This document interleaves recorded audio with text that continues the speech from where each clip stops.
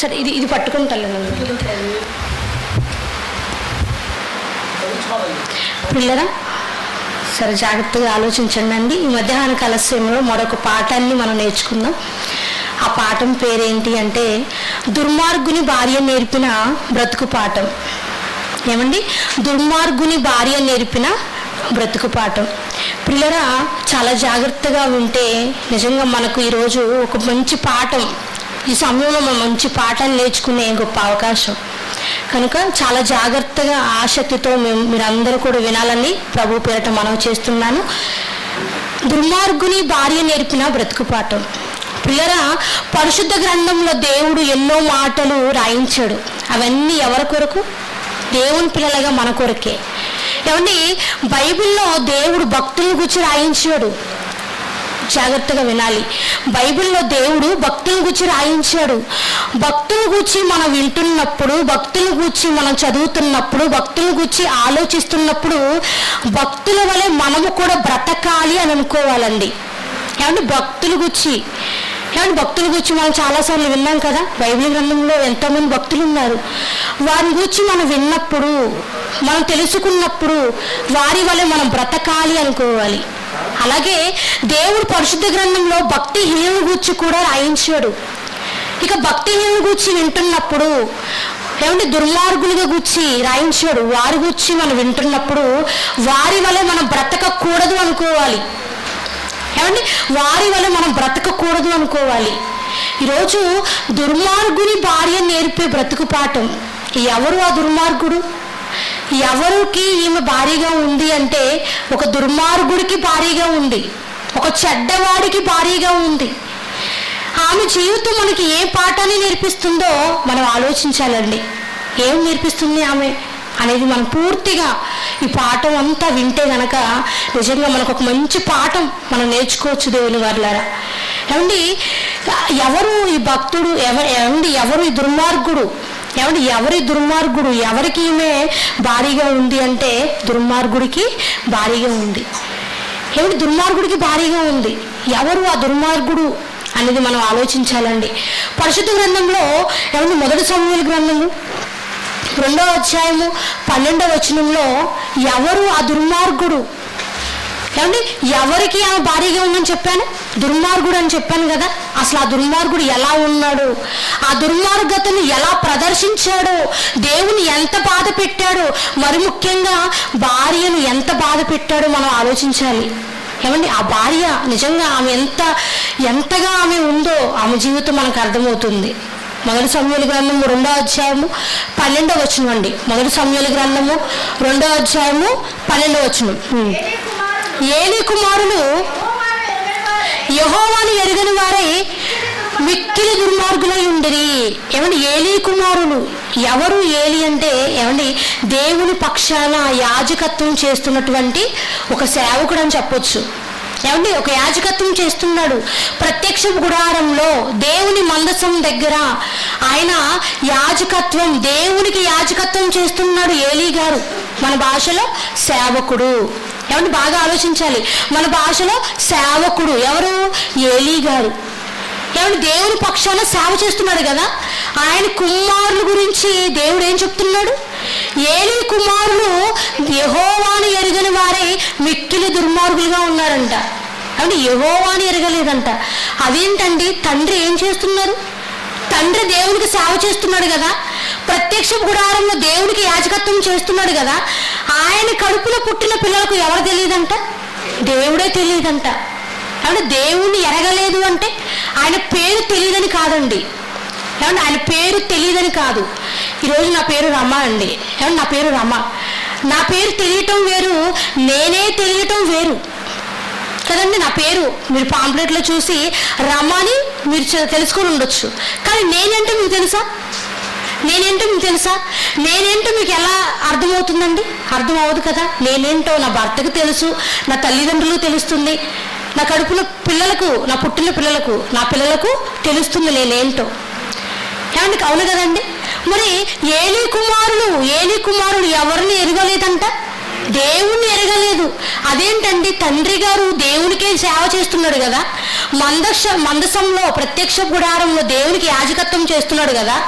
సేవకుని కుమారులకు ఏమండి, సేవకుని పిల్లలకు యెహోవా ఎరగలేదు, యెహోవా అని తెలుసుకోలేదంటే ఎంత అవమానం చెప్పండి. ఈరోజు మేము సేవ చేస్తున్నామండి, ఈరోజు మేము సేవ చేస్తున్నాం, మా పిల్లలకు దేవుడు తెలియదంటే ఎంత అవమానం. మాకు అవమానమే, మరి ముఖ్యంగా దేవునికి అవమానం. ఏమంటే దేవునికి అవమానం. కల్లారా దేవునికి సేవ చేస్తుంటే ఏలీ గారు ఆయన పిల్లలు చూడలేదా? చూశారండి. అన్ని చూసినా కూడా దేవుణ్ణి మాత్రం తెలుసుకోలేదు, ఎరగలేదు. ఇంకా ఎలా ఉన్నారంటండి, మిక్కిలి దుర్మార్గులంట. మిక్కిలి అన్నాడంటే ఏమంటే దేవునికి అంతకు మించిన పదం కూడా కనబడలేదేమో. ఏమంటే మిక్కిలి దుర్మార్గులు అంటున్నాడు. అంటే దుర్మార్గుడు అనే మాట భయంకరం కదా, దుర్మార్గుడు అనే మాట ఘోరమైనది. మరి మిక్కిలి అంటున్నాడంటే ఇంక దేవునికి అంతకు మించిన పదం కనబడలేదేమో. ఆ ఏలీ కుమారుల గురించి చెప్పడానికి ఇంక అంతకు మించిన పదం కూడా దేవునికి కనబడలేదేమోనండి. అందుకే మిక్కిలి దుర్మార్గులు. ఏలీ కుమారులు యెహోవాను ఎరగలేదు, రెండవదిగా మిక్కిలి దుర్మార్గులు. ఈరోజు మనం కూడా కొన్ని సందర్భాల్లో చిన్నపిల్లలు ఉంటారు కదండి, చదువురాని పిల్లలను చూసి మనం ఏమంటాం, వాళ్ళ అమ్మ టీచరేనండి. చదువురాని పిల్లలను చూసి మనం ఏమంటాం, వాళ్ళ అమ్మ టీచరే, వాళ్ళ నాన్న టీచరే, కానీ వాడికి పొట్టగోస్తే ఏం రాదు, అక్షరం ముక్క రాదని అంటాం. అక్షరం ముక్క రాదు. తల్లిదండ్రులిద్దరూ ఉపాధ్యాయులే, తల్లిదండ్రులిద్దరూ పండితులే, తల్లిదండ్రులిద్దరూ అంత చదువు తెలుసు, చదువుకున్నవారే, కానీ పిల్లోడికి ఏం రాదు, వారి కడుపులో పుట్టిన బిడ్డకి ఏం రాదు, పొట్టగోస్తే అక్షరం ముక్క రాదు. ఇది మీకు అర్థమైతే దేవుని వర్లరా, ఈరోజు లోకంలో ఎంతోమంది సేవకులు ఉన్నారు కదా, ఉన్నా కూడా వారి కడుపున పుట్టిన పిల్లలకు దేవుడు తెలియదు అనడంలో ఆశ్చర్యం లేదండి. వారి కడుపున పుట్టిన పిల్లలకు దేవుడు తెలియదు. మరి ముఖ్యంగా బైబిల్లో ఎక్కడ ఏ మాట ఉందో కనీసం పుస్తకాలు కూడా తెలియని వారు లేకపోలేదండి. సేవకుల పిల్లలే, కానీ వారికి బైబిల్ తెలియదు, దేవుని మనసు తెలియదు. బైబిల్లో ఎక్కడ ఏ మాట ఉందో తెలియదు, కనీసం పుస్తకాలు తెలియదు. ఎంత అవమానకరం చెప్పండి, ఎంత అవమానకరం. అలాగే ఏలీ కుమారులు ఎలా ఉన్నారంట, యెహోవాను తెలుసుకోలేదంటండి, దేవుణ్ణి తెలుసుకోలేదంట. మరి ముఖ్యంగా మిక్కిలి దుర్మార్గులుగా ఉన్నారంట. మిక్కిలి దుర్మార్గులా? అవునండి. వీరు ఎంత దుర్మార్గులో దేవుడు అది కూడా రాయించాడు దేవుని వర్లరా. మొదటి సమూయేలు గ్రంథము 2వ అధ్యాయము 13వ వచనం. ఎంత దుర్మార్గులో దేవుడు చెప్తున్నాడు చూడండి. ఎంత దుర్మార్గులో, దేవుణ్ణి తెలుసుకోలేదు, మరి ముఖ్యంగా దుర్మార్గులుగా ఉన్నారంట. ఎంత దుర్మార్గులో చూడగలిగినట్లయితే మొదటి సమూయేలు గ్రంథము 2వ అధ్యాయము 13వ వచనం అండి. జనుల విషయమై యాజకుడు చేయుచూ వచ్చిన పని ఏమనగా, ఎవడైనా బలి పశువును వధించిన మీదట మాంసం ఉడుకుచుండగా యాజకుని వారు 3 ముళ్ళు గల కొంకిని తీసుకొని వచ్చి బొరుసులో గాని, తపాలలో గాని, గూనెలో గాని, కుండలో గాని అది గుచ్చినప్పుడు ఆ కొంకి చేత బయటకు వచ్చినదంతయు యాజకుడు తన కొరకు తీసుకోవాలి. అర్థమైందండి? చెప్తానండి, మీకు అర్థమయ్యేటట్టు నేను చెప్తాను. ప్రియులారా, ఇశ్రాయేలీలు ఆ రోజు ఒక మందసం దగ్గర, ప్రత్యక్ష గుడారం దగ్గర ఒక కట్టడి జరుగుతుంది. చాలా జాగ్రత్తగా వినాలి. చరిత్ర మనకు నిజంగా ఆలోచించకపోతే అర్థం కాదు. వింటున్నారు కదా, అలాగే ఆలోచించండి. ఆ రోజు ఇశ్రాయేలీలు ఒక కట్టడి జరుగుతుంది. ప్రత్యక్ష గుడారం దగ్గర ఒక కట్టడి జరుగుతుంది. ఏం చేయాలంటే జనులందరూ కూడా ఒక పశువుని వధించాలండి. జాగ్రత్తగా వినాలి. పశువుని వధించాలి. ఆ పశువుని వధించిన తర్వాత ఆ పశువుకి వధించిన తర్వాత వస్తుంది కదండి మాంసం. ఆ మాంసాన్ని ఏం చేయాలంటే ఇక్కడ చెప్తున్నారు చూడండి, బొరిసలో కానీ, తపాలలో కానీ, గూనెలో కానీ, కుండలో కానీ ఉడికించాలి. ఒక పశువును వధించాలి. ఆ పశువుకి ఎంత మాంసం వస్తుందో ఆ మాంసాన్ని వారు ఏ పాత్ర అయితే ఉపయోగిస్తున్నారో, తపాలలో ఉడికిస్తున్నారా, లేదా కుండలో ఉపయోగిస్తున్నారా, గూనెలో ఉపయోగిస్తున్నారా, ఏ పాత్రనైతే వాళ్ళు ఉడికించడానికి ఉపయోగిస్తున్నారో అలా ఉడికించినటువంటి మాంసంలో ఒక కొంకి, 3 ముళ్ళు గల కొంకి అంటండి. మన భాషలో గరిటని చెప్పుకోవచ్చు. కొంకి అంటే మనకు అర్థం కాదు కదండి. 3 ముళ్ళు ఉంటాయండి, కొద్దిగా ఉంటుంది. ఉడికిస్తున్నటువంటి ఏ పాత్రనైతే వాళ్ళు ఉపయోగిస్తున్నారో ఆ పాత్రలో 3 ముళ్ళు గల కుచ్చాలి. అలా కూర్చున్నప్పుడు ఆ కొంకికి ఎంత మాంసం అయితే వస్తుందో ఆ మాంసం యాజకుడిది అవుతుంది. ఆ రోజు యాజకుడు ఎవరు? ఏలీ గారండి. చెప్పాను కదా, దేవుని పక్షాన ఏం చేస్తున్నారు, ఆయన యాజకత్వం చేస్తున్నాడు. ఏమంటే ఏలీ గారికి మాంసం వస్తుంది అనగా యాజకత్వం, ఆయన యాజకుడు కనుక మరి ఆ ఏ పాత్రనైతే వాళ్ళు మాంసం ఉడికించి వాళ్ళు తీసుకోవాలంటే కొంకిని అలా కుచ్చగాని ఎంత మాంసం అయితే వస్తుందో ఆ మాంసం ఏలీ గారు తీసుకోవాలి కదండి. ఇది ఒక కట్ట జరుగుతుంది. కానీ వారి పిల్లలు ఎంత దౌర్భాగ్యులుగా అంటే దుర్మార్గులుగా ప్రదర్శించారో తెలుసా అండి. అక్కడ పశువులు వధిస్తుంటే వారి దగ్గరికి వెళ్ళి పచ్చి మాంసం అడుగుతున్నారంటండి. అర్థమవుతుందండి, పచ్చి మాంసం అడుగుతున్నారంట. పచ్చి మాంసం మాకు ఇవ్వండి. ఉడికేంతవరకు కాదురా, ఉడికిన తర్వాత ఆ 3 ముండగల కొంకి కుచ్చితే ఆ కొంకికి ఎంత మాంసం అయితే వస్తుందో అది వారికే అవుతుంది కదా, యాజకుడికే అవుతుంది కదా, అలాగే ఏలీ గారికి వస్తుంది. ఏలీ గారికి వస్తే వారి పిల్లలకే కదండి. ఉడికేంతవరకు కూడా ఆగరా, పచ్చి మాంసాన్ని అడుగుతున్నారంట. అడగటం కూడా కాదు, బలవంతం చేస్తున్నారంట. బలవంతం చేస్తున్నారు. అక్కడికి వెళ్ళి ఆ మనుషుల దగ్గరికి వెళ్ళి మాకు పచ్చి మాంసం ఇవ్వండి, మాకు పచ్చి మాంసం ఇవ్వండి అని వారిని బలవంతం చేస్తున్నారు, వారిని ఇబ్బంది పెడుతున్నారు. ఏలీ కుమారులు ఎంత దౌర్భాగ్యులో మీరు ఆలోచించండి, ఎంత దుర్మార్గులో. ఆలోచించండి, ఎంత తిండిపోతులో మీరు ఆలోచించాలి. పచ్చి మాంసం ఎవరు తింటారు చెప్పండి? పచ్చి మాంసం మనుషులు తింటారండి? పచ్చి మాంసం ఎవరు తింటారు? నరమాంస భాక్షికులు, అంటే అడవుల్లో మృగాలు తింటాయండి పచ్చి మాంసాన్ని. కానీ ఒక మనుషులుగా ఏలీ కుమారులు ఒక పశువుని వధించిన తర్వాత ఆ మాంసాన్ని పచ్చిగా అడుగుతున్నారు, పచ్చి మాంసం అడుగుతున్నారు. పచ్చి తిండిపోతులు కాదంటారా చెప్పండి? పచ్చి తిండిపోతులే కాదండి. ఒక పద్ధతి ఉంది. చక్కగా 3 ముళ్ళు గల కొంకిని ఏ పాత్రలో ఉపయోగిస్తున్నారు, వండుతున్నారు, ఉడికిస్తున్నారు, ఆ పాత్రలో ఉడికించిన తర్వాత చక్కగా తీసుకుంటే అది మీద అవుతుంది కదా. కానీ పచ్చి మాంసం అడుగుతున్నారంటే ఎంత తిండిపోతులు ఆలోచించండి. పిల్లరా, దేవుడికి కూడా తిండిపోతులు అంటే ఇష్టం ఉండదండి. భూమి మీద కొన్ని పోతులు ఉన్నాయండి. పోతులు ఉన్నాయి. బైబిల్ గ్రంథంలో కొన్ని పోతులు ఉన్నాయి. ఏంటంటే నిద్రపోతు, తిండిపోతు, సోమరిపోతు, ఇంకా తాగుపోతు, తిరిగిపోతు, తిండిపోతు. ఇలాంటి పోతులకి పరలోక రాజ్యంలో అడుగు పెట్టే అర్హత దేవుడు ఇవ్వలేదండి. అడుగు కూడా పెట్టరు. నిజంగా ఏలీ కుమారులు ఎంత దుర్మార్గులు చెప్పండి. ఎంత దుర్మార్గులైతే పచ్చి మాంసం అడిగి బలవంతం చేసి వారిని ఇబ్బంది పెడుతున్నారు అంటే ఎంత తిండిపోతులు చెప్పండి. ఈరోజు మనం కూడా తినమని దేవుడు ఆహారాన్ని మన కొరకు సృష్టిలో పెట్టాడు. మనం కూడా తింటూనే ఉన్నాం. కానీ అతిగా తినడం ఎప్పుడైనా ప్రమాదమే. నిజంగా మీరు అతిగా తింటున్నారు అనుకుంటండి, అందుకే పచ్చి మాంసం అడుగుతున్నారు. తిండిపోతులు కదండి, అందుకే పచ్చి మాంసం అడుగుతున్నారు. ఆలోచించండి దేవుని వాళ్ళ, ఈరోజు మనం కూడా తినాలి, కానీ అతిగా మనం తినకూడదు. నిద్రపోవాలి, అతిగా నిద్రపోకూడదు. పిల్లలు ఆలోచించండి, పోతులు అంటే దేవునికి అసహ్యం.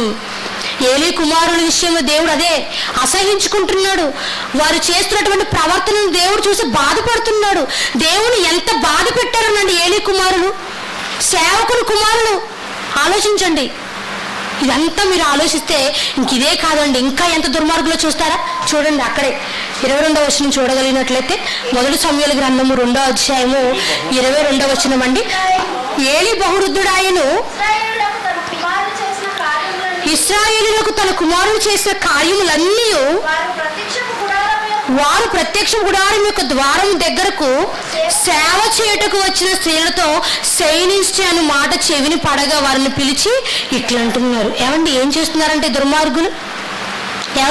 ఈ దుర్మార్గుడు ఎంత దుర్మార్గుడుగా మనకు తెలిస్తే అతని భార్య జీవితం మనకు ఒక పాఠం. ఈరోజు ఆలోచించాలి దేవుని వాళ్ళరా.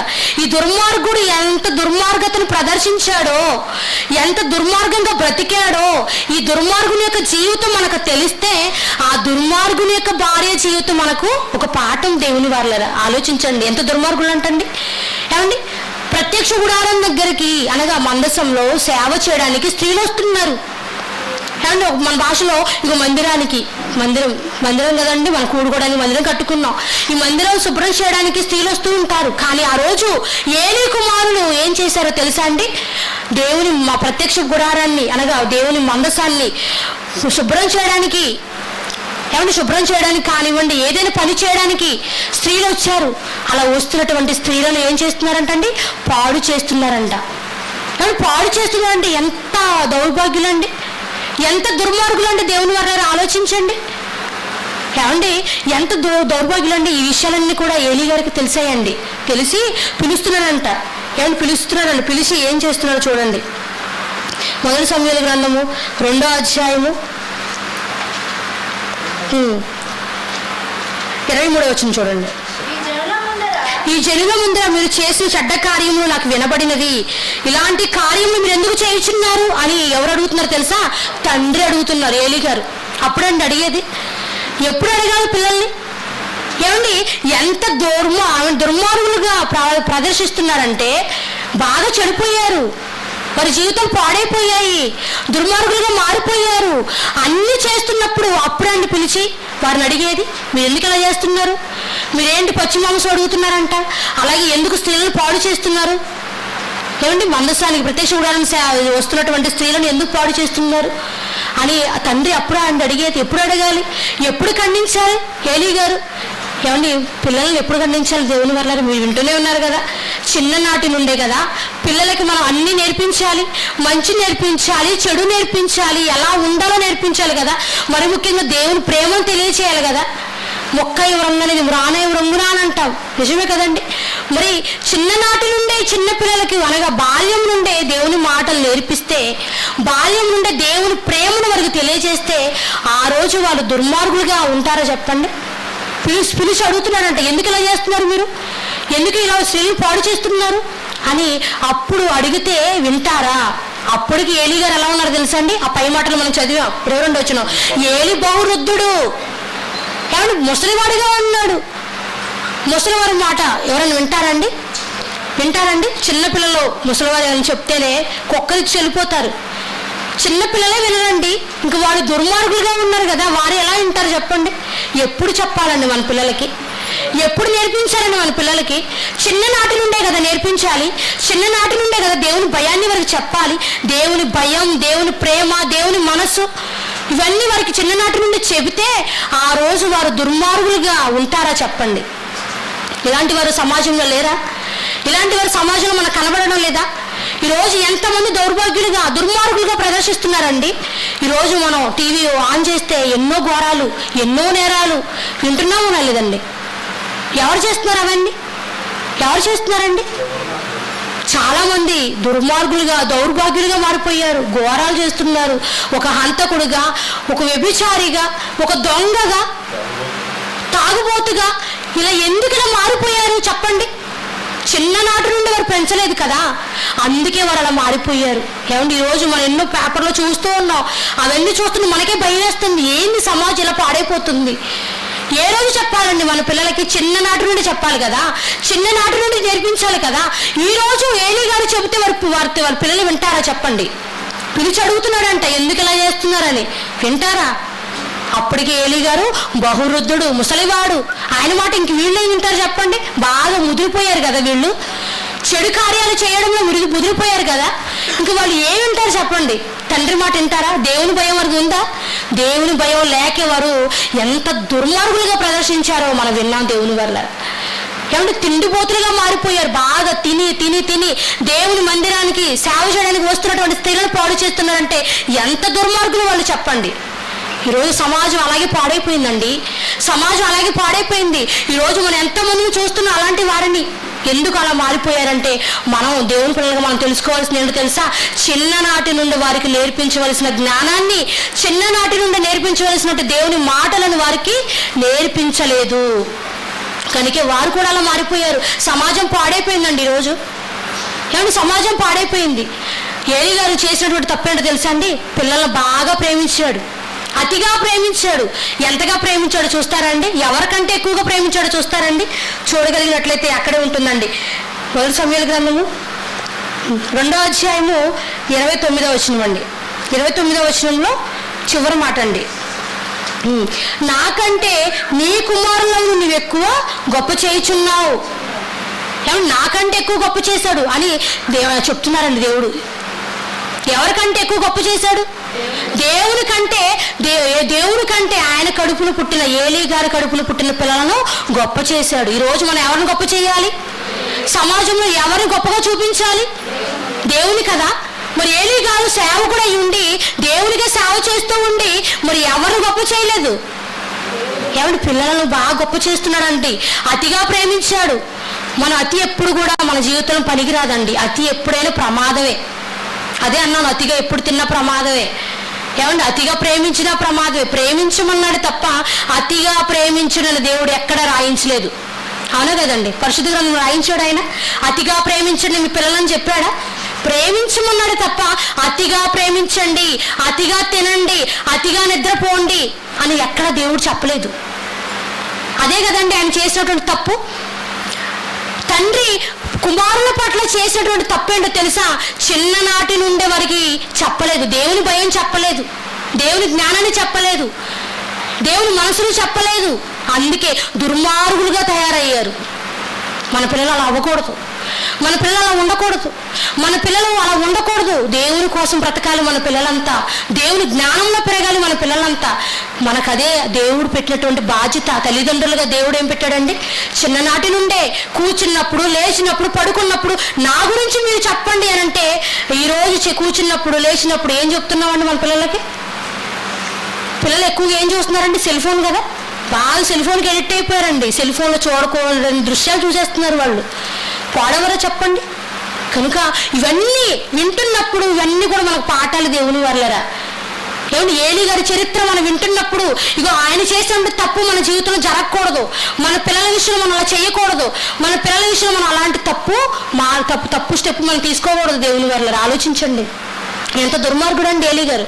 ఏలీ గారి కుమారులు, ఏలీ గారి కుమారుల పేరు చెప్తా వినండి. హోప్ని, ఫినెహాస్. ఇద్దరు కుమారులు అండి. ఇద్దరు చెడిపోయారు. ఇద్దరు దుర్మార్గులుగా మారిపోయారు. ఏమంటే దుర్మార్గులుగా మారిపోయారు. మరి ఇలాంటి దుర్మార్గులలో ఏమన్నా ఒక దుర్మార్గుడే ఎవరో మనం ఆలోచిస్తే దుర్మార్గుని భార్య నేర్పే బ్రతుకు పాఠం.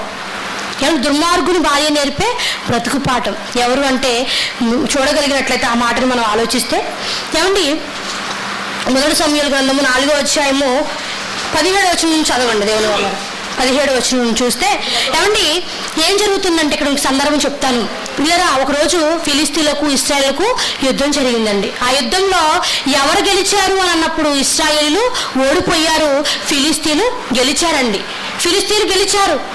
అలా గెలవటమే కాదు, అదే యుద్ధంలో ఇగో ఏలీ కుమారులు ఇద్దరు కూడా చనిపోతారు. జాగ్రత్తగా ఆలోచించాలి, జాగ్రత్తగా ఆలోచించాలి. యుద్ధంలో ఎవరు చనిపోయారు? దుర్మార్గులు ఇద్దరు చనిపోయారు. ఎవరు? హోప్ని, ఫినెహాస్. ఎవరు గెలిచారు అన్నప్పుడు ఇశ్రాయేలీలు ఓడిపోయారండి, ఫిలిస్తీన్లు గెలిచారు. ఆ యుద్ధంలో, అదే యుద్ధంలో కుమారులు ఇద్దరు చనిపోయారు. అలా చనిపోయిన తర్వాత ఏం జరిగిందో చూడగలిగినట్లయితే మొదటి సమూయేలు గ్రంథము 4వ అధ్యాయము 16వ వచనం నుంచి 16 నుంచి ఆ మనుషుడు యుద్ధంలో నుండి వచ్చిన వాడిని నేనే, నేడు యుద్ధంలో నుండి పరిగెత్తుకొని వచ్చునని ఏలీతో అనగా అతడు నాయనా అక్కడ ఏమి జరిగిందని అడిగాను. అంటే యుద్ధంలో ఏం జరిగింది అని అన్నప్పుడు యుద్ధంలో ఒక వ్యక్తి వచ్చాడండి. ఏలీ గారి యుద్ధకు వచ్చాడు. వచ్చినప్పుడు ఏలీ గారితో చెప్తాడు ఏం జరిగిందయ్యా. ఏలీ గారు అడుగుతారు ఏం జరిగిందయ్యా యుద్ధంలో ఏం జరిగింది అన్నప్పుడు ఆ మనిషి చెప్తాడు చూడండి. అతడు నాయనా అక్కడ ఏమి జరిగిందని అడిగాను. అందుకు అతడు వచ్చినటువంటి ఒక వ్యక్తి ఏలీ గారితో ఏం చెప్తున్నాడో చూడండి. అందుకు అతడు చదవండి అన్నయ్య.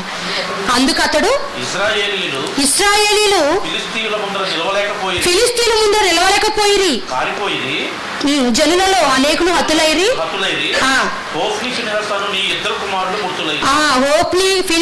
నీ ఇద్దరు కుమారులు మృతులైరి, మరియు దేవుని మందస్సము పట్టబడినని చెప్పాను. ఏమంటే యుద్ధం జరిగినప్పుడు యుద్ధంలో ఉన్నటువంటి ఒక వ్యక్తి వచ్చాడు. ఏలీ గారి యుద్ధకు వచ్చాడు. వచ్చి ఏలీ గారితో చెప్తున్నాడు. ఏలీ గారు అడిగారు ఏం జరిగిందయ్యా, యుద్ధం జరిగింది కదా, అసలు ఆ యుద్ధంలో ఏం జరిగిందనంటే అయ్యా ఆ యుద్ధంలో ఫిలిస్తీన్ల ముందర ఇశ్రాయేలీలు నిలవలేదు, అంటే ఓడిపోయారు. ఇశ్రాయేలీలు ఓడిపోయారు, ఫిలిస్తీన్లు గెలిచారు. అదే యుద్ధంలో నీ ఇద్దరు కుమారులు కూడా చనిపోయారయ్యా అని చెప్తారు. ఆ తర్వాత ఏం చెప్తారు? దేవుని మందస్సం కూడా పట్టబడింది అని చెప్తారు. మందసం ఉంది కదండి, దేవుని మందసం, అది కూడా ఎవరి చేతిలోకి వెళ్ళిపోయింది? ఫిలిస్తీన్ల చేతిలోకి వెళ్ళిపోయిందండి. ఆ చూడండి, దేవుని మందసమును అను మాట పలుకగానే ఏలీ ద్వారం దగ్గర ఉన్న పీఠం మీద నుండి వెనుకకు పడి మెడ విరిగి చనిపోయాడు. ఆ వార్త వినగానే ఏలీ గారు ఏమండి ఏలీ గారు ఏం చేశాడంట? అడిగారు కదా, వచ్చినట్టు వ్యక్తిని అడిగితే అయ్యా మరి ఆ యుద్ధంలో ఇశ్రాయేలీలు అయితే ఓడిపోయారు, ఫిలిస్తీన్లు గెలిచారు, అలాగే ఇద్దరు కుమారులు చనిపోయారు అనగానే ఆ మాట వినగానే ఏమండి కూర్చున్నటువంటి కుర్చీ మీద నుండి వెనకపడి మెడ విరిగి చనిపోతాడండి. ఏలీ గారు చనిపోయాడు. చనిపోయిన తర్వాత ఏం జరిగింది చూడగలిగినట్లయితే ఏలయనగా అతడు వృద్ధుడై బహు స్థూలదేహి అయి ఉండెను. అతడు 40 సంవత్సరములు ఇశ్రాయేలులకు న్యాయము తీర్చాను. అలాగే 19వ వచనం చూడండి. ఏలీ కోడలకు ఫినెహాసు భార్యకు అప్పటికి గర్భము కలిగి కనువృద్ధులై ఉండగా దేవుని యొక్క మందసం పట్టబడిననియు తన మామయు తన పెనిమిటియు చనిపోయారని ఆమె విని నొప్పులు తగిలి మోకాళ్ళ మీదకి కృంగి ప్రసవమాయెను. ఈరోజు మన పాఠం ఏంటండి? దుర్మార్గుని భార్య నేర్పే బ్రతుకు పాఠం. దుర్మార్గులు ఎవరో విన్నారు కదండి, ఇప్పుడు వరకు ఎంత దుర్మార్గులుగా ఉన్నారో. ఏలీ కుమారులు హోప్ని, ఫినెహాస్. ఈ ఇద్దరు కుమారులు ఉన్నారు కదండి, వారిలో ఒక కుమారుడే ఈ ఫినెహాస్. ఈ ఫినెహాస్ యొక్క భార్య ఏమండి, ఫినెహాసు యొక్క భార్య అనగా ఈ దుర్మార్గుని యొక్క భార్య మనకు ఏం పాఠం నేర్పుతుందో చూడగలిగినట్లయితే, ఏమండి ఏలీగా చనిపోతారు కదా, కొడుకులు చనిపోయారన్న వార్త, అలాగే దేవుని మందసం పట్టబడిందన్న వార్త వినగానే ఆయన కూర్చున్న కుర్చీలో నుంచి మెడ విరిగి కింద పడిపోయి మెడ విరిగి చనిపోయాడు. అలా చనిపోగానే ఏం జరిగింది అంటే ఏలీ కోడలకు ఫినెహాసు భార్యకు అప్పటికి గర్భం. ఏమండి ఏలీ గారి కోడలు, అలాగే ఫినెహాసు యొక్క భార్య, ఆమె అప్పటికి ఏమండి గర్భంతో ఉంది. గర్భంతో ఉన్నప్పుడు ఏం జరిగింది అన్నప్పుడు గర్భము కలిగి కనువృద్ధులై ఉండగా దేవుని మందసం పట్టబడినని తన మామయ్య పెనిమిటి చనిపోయారని ఆమె విని నొప్పులు తగిలి ప్రసవం నొప్పులు తగిలి మోకాళ్ళ మీదకి కృంగి ప్రసవం అయింది. ఏమంటే ప్రసవం జరుగుతున్న సమయంలో ఎవరికి? దుర్మార్గుని యొక్క భార్యకి, అనగా ఫినెహాసు యొక్క భార్యకి. జాగ్రత్తగా వినాలండి ఇక్కడ నుంచి. ఏమంటే ఫినెహాసు యొక్క భార్యకి, దుర్మార్గుని యొక్క భార్య గర్భం ధరించింది. ఆమెకి ఆ సమయంలో ఏమండి ప్రసవం జరుగుతుంది. ఆ జరుగుతున్న సమయంలో ఏం జరిగిందంటే ఆమె ప్రసవం జరిగింది కదండి. ఆ తర్వాత చూడండి 20వ వచనం. ఆమె మృతి పొందుచుండగా దగ్గర నిలిచి ఉన్న స్త్రీలు ఆమెతో భయపడవద్దు, కుమారుని కంటివేనిది, కానీ ఆమె ప్రత్యుత్తరం ఇయ్యకయు లక్ష్య పెట్టకయు ఉండినదై. ఏమండి మాటలు చదవగానే మీకు ఏమైనా అర్థమైందండి? అర్థమైందా? ఇంకేం అర్థం కానట్టే ఉంటుందండి. కానీ ఈ మాటల్లో ఉన్న లోతు, ఈ మాటల్లో ఉన్న ఆంతర్యం మనం బాగా ఆలోచిస్తే నిజంగా ఫినెహాసు యొక్క భార్య, దుర్మార్గుని యొక్క భార్య మనకు ఒక పాఠం నేర్పుతుంది. ఏంటంటే ఆమె ప్రసవం జరుగుతుంది కదండి. ప్రసవం జరుగుతున్నప్పుడు ఆమెకు తెలిసిందండి ఈ వార్తే. ఏలీ గారికి తెలిసిన వార్తే ఏమకు కూడా తెలిసింది. ఏంటి? ఇద్దరు చనిపోయారు. తన భర్త చనిపోయాడని, తన మామ కూడా చనిపోయాడని తెలిసింది. ఆ రెండు విషయాలు, భర్త చనిపోయాడని, మామ చనిపోయాడని ఆమె అంతకు గురవ్వలేదు. కానీ దేవుని వల్ల ఆ కింద మాటల్లో ఆమె చూడండి, దేవుని మందసం పట్టబడిన సంగతిని, తన మామయ్య పెనిమిటి చనిపోయిన సంగతిని తెలుసుకొని ప్రభావము ఇశ్రాయేలు నుండి పోయినని చెప్పి తన బిడ్డకు ఇకాబోదని పేరు పెట్టిందండి.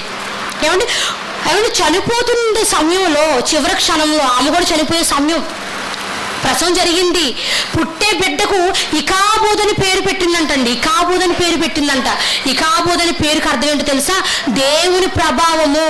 అంటే దేవుని ప్రభావము, దేవుని మందసము ఇశ్రాయేలీల నుండి ఫిలిస్తీన్ల చేతిలోకి వెళ్ళిపోయింది అనే బాగా ఆ వార్త వినగానే ఆమె బాగా షాకు గురైందంటండి.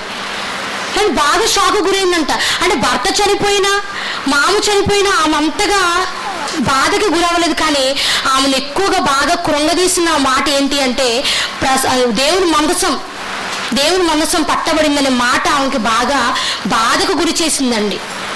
పిల్లరా, ఈమె జీవితం మనకి ఏం నేర్పుతుందంటే ఈమె భర్త ఎలాంటి వాడండి? ఈమె భర్త ఎలాంటి వాడు? దుర్మార్గుడు అని ఏమన్నా తండ్రికే తెలిసింది కదా, ఏలీ గారికి తెలిసింది కదా, తెలిసే కదా పిలిచాడు, ఖండించాడు. విన్నారా? వినలేదు. మరి భార్యకు తెలియదంటారా? భర్త చేసే దుర్మార్గత భార్యకు తెలియదా? తెలుసు కదండి. ఎంత దుర్మార్గుడుగా ఉన్నాడో తెలియదా? కానీ భార్యగా ఈమె ఏం చేసిందో తెలుసండి, అలాంటి దుర్మార్గుని కూడా భరించిందండి. దుర్మార్గుని భరించింది, ఆ దుర్మార్గుని కూడా సహించింది. ఏమండి, ఈరోజు మన భర్త పరాయి స్త్రీని చూస్తే మనం తట్టుకోగలమా? చెప్పండి. పరాయి స్త్రీని చూస్తే మనం తట్టుకోగలమా అండి? తట్టుకోలేం. కదండి.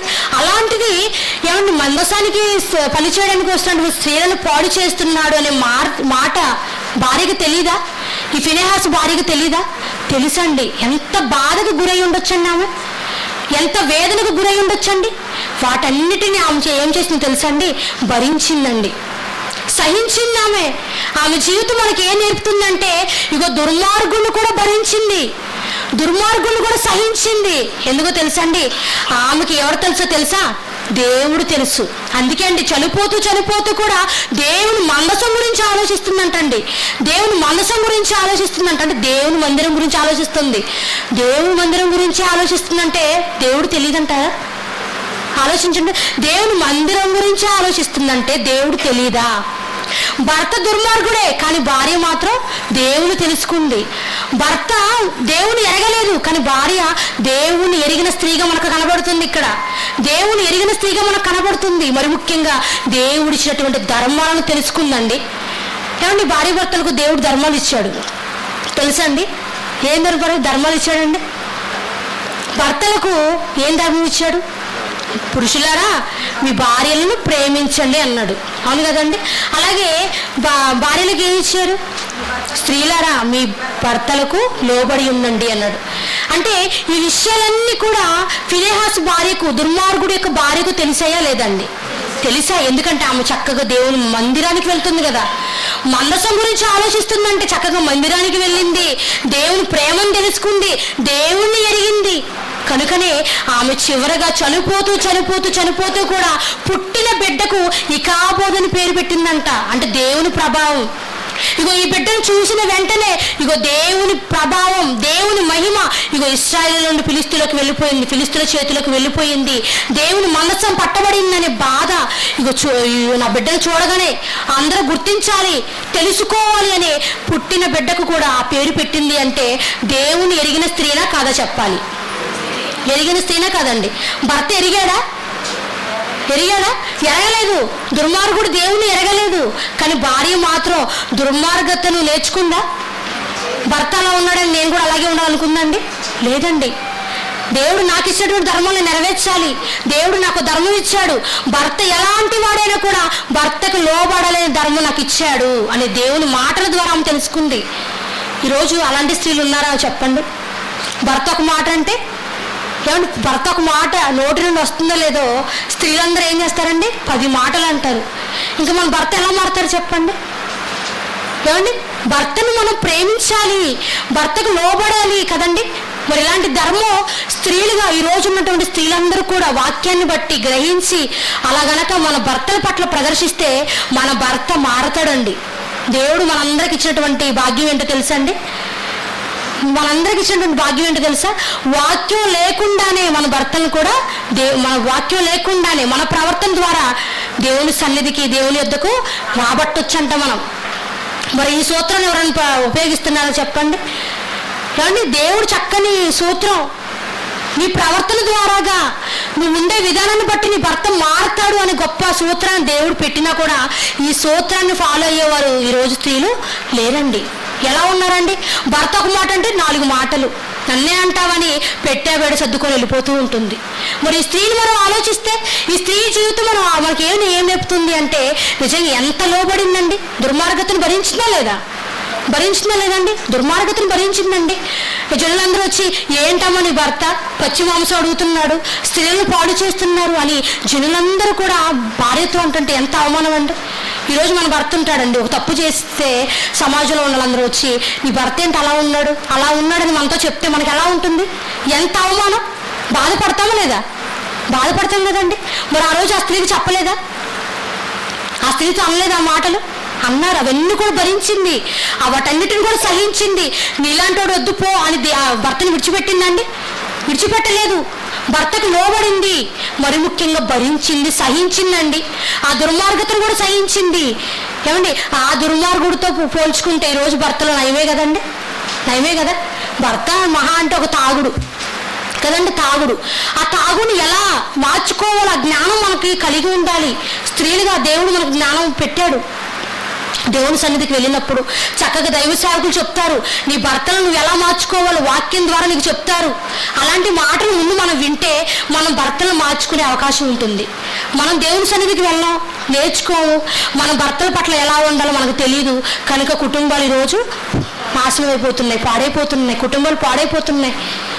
లేదా భర్త ఒక మాట అన్నా నువ్వు సహించు, ఏదో ఒక రోజు నీ భర్త ఏమనుకుంటాడో తెలుసా, ఇన్ని అంటున్నా కూడా నా భార్య ఒక్క మాట కూడా నన్ను అనలేదే అని ఒక రోజు ఫీల్ అవుతాడండి, బాధపడతాడు.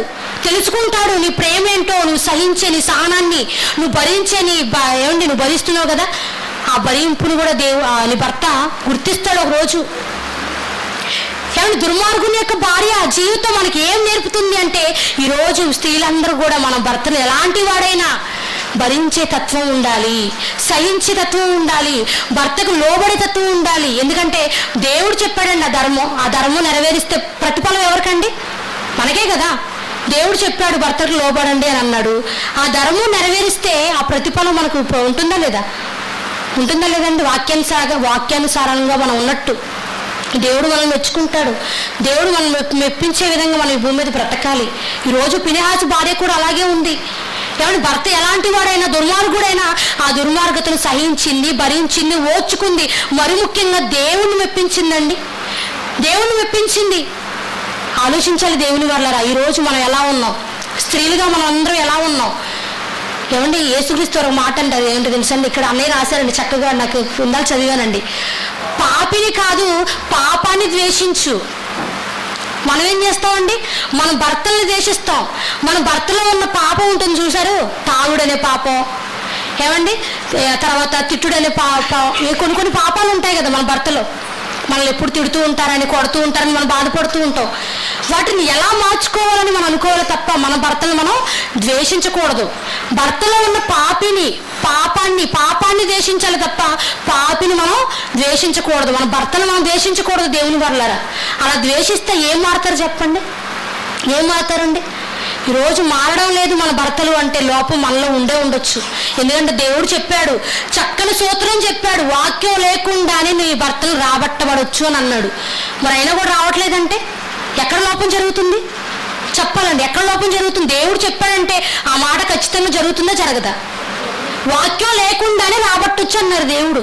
మరి అయినా రావట్లేదంటే మన ప్రవర్తనలో లోపం ఉంది, సరి చేసుకోవాలి. మనం ఎక్కడో లోపం జరుగుతుంది, మన భర్తలు మారడం లేదంటే, మన భర్తలు సంఘానికి రావడం లేదంటే, మరి ముఖ్యంగా మన భర్తలు దేవుని తెలుసుకోవడం లేదంటే ఎక్కడో లోపం, మనలో లోపం జరుగుతుంది.